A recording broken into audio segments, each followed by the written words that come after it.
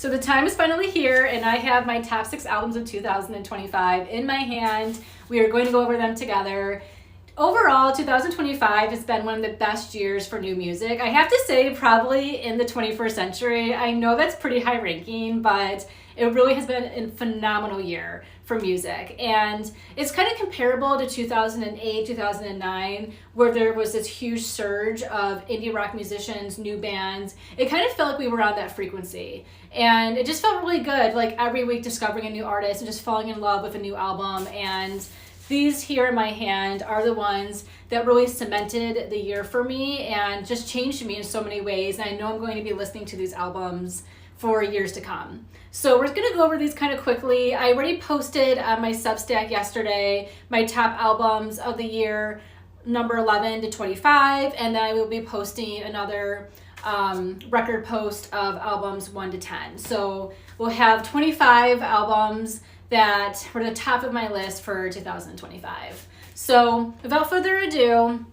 number 6 is Black Country New Road, Forever How Long. This is actually an album that kind of surprised me. I heard of Black Country New Road before, wasn't too interested in their first album, just never really grabbed my attention, so I kind of moved on.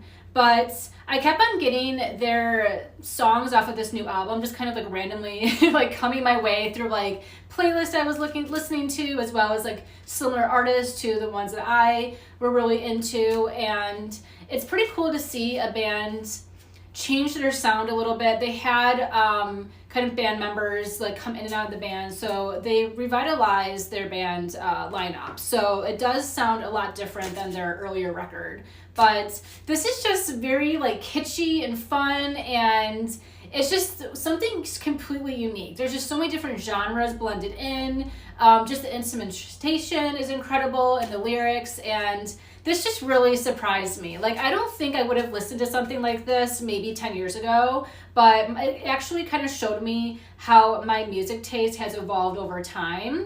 And I fell in love with this record, and this is number 6 for me. This is one of the best of the year. Forever How Long by Black Country New Road. All right, so next on my list here is Fourth Wanderers, and this is The Longer This Goes On.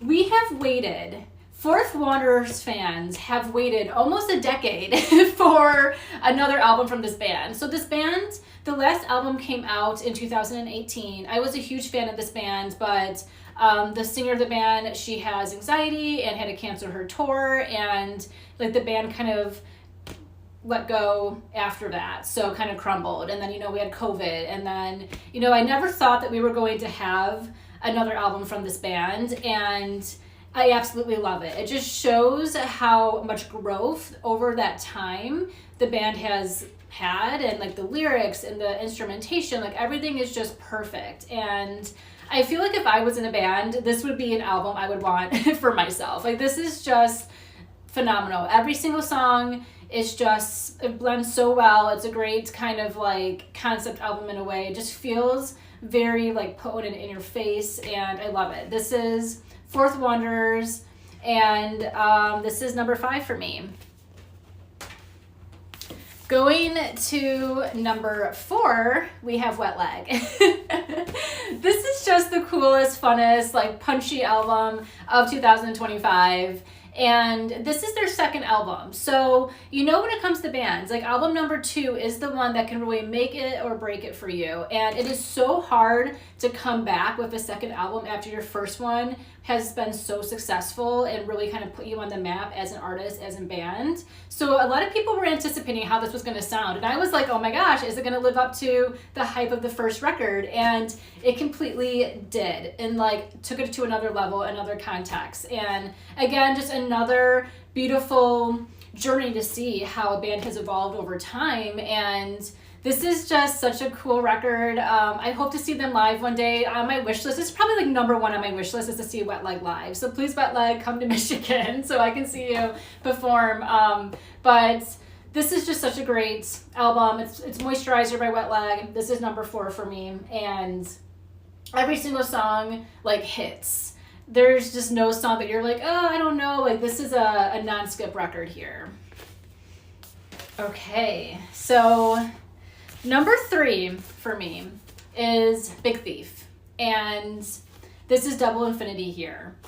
It's kind of hard. It was hard to pick like my top 3 of the year because they're all so incredible, but this album for me really just made me fall deeper in love with Big Thief. Big Thief has always been one of my top bands, but this album shows like a more collective, wholesome like feeling, and it feels very Aquarian. It's very humanitarian. It's very much like group collaboration, and it's it's very hippie. They recorded this in the mountains and in upstate New York, and it's so interesting because when I listened to the album for the first time, I was like, this sounds like so Aquarian. And I just Googled when this album came out, the chart, and it came out on an Aquarius moon. So it's just so perfect. The astrology connection behind this record, and just watching interviews of how they created this record, and Hannah Cohen is on this record all over it, singing vocals and backup. And if you know from my previous post, Hannah Cohen's album made my top 25 list as well, her solo work, Earth Star Mountain, so check that out. But I just love this. It just feels like a warm hug. It feels like I wish I was part of this writing process. I wish I was in the room with them when they were recording it, because it feels so warm. It feels so cozy. It feels like an intimate dinner party with your best friends, and you just had the best night of your life, and you feel so seen and so heard. That's the feeling this album leaves me with, and I love it so much. Adrienne is, I think, the best songwriter that we have.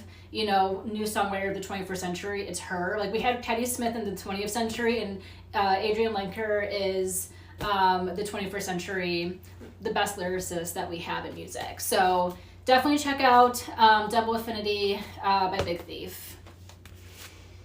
Okay, so number 2, kind of giving it away with my shirt here. I have Geese, Getting Killed. Here's Cameron Winter, and this is in a tarot kind of inspired shirt. If you read tarot, it's the 4 of Swords. So I just love this, but kind of giving you a little sneak peek of my number 2 album. And this is, of course, Geese, Getting Killed.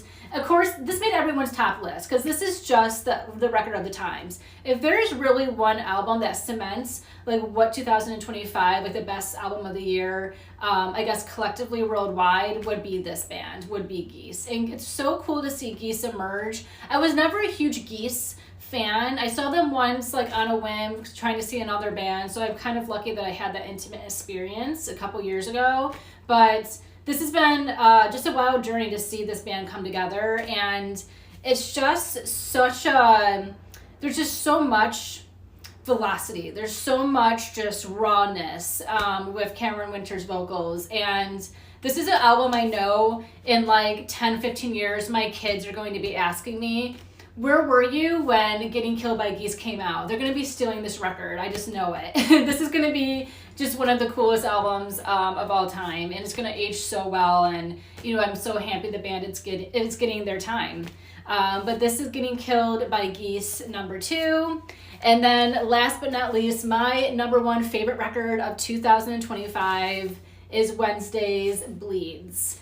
And I love Wednesday so much. This is just such an honor to be able to not only own this vinyl, but to have been able to have the privilege to see Wednesday earlier this year in concert. It was one of the best shows ever. But this is such a great evolution of the band. And Rat Saw God was their last album, and I was like, I don't know if they can top this. And they did it. They topped it with Bleeds. And this is just the perfect record. So like visceral, and it's kind of like, I don't know, crunchy. It's so unique. The lyrics, of course, but also just the music and like the punkiness and the raw, like grungy indie rock fusion with country, and I just love it so much. And this is the best album of 2025. This is the album that I would always remember this year by, and have the honor to see them perform it live, and nothing can top that. So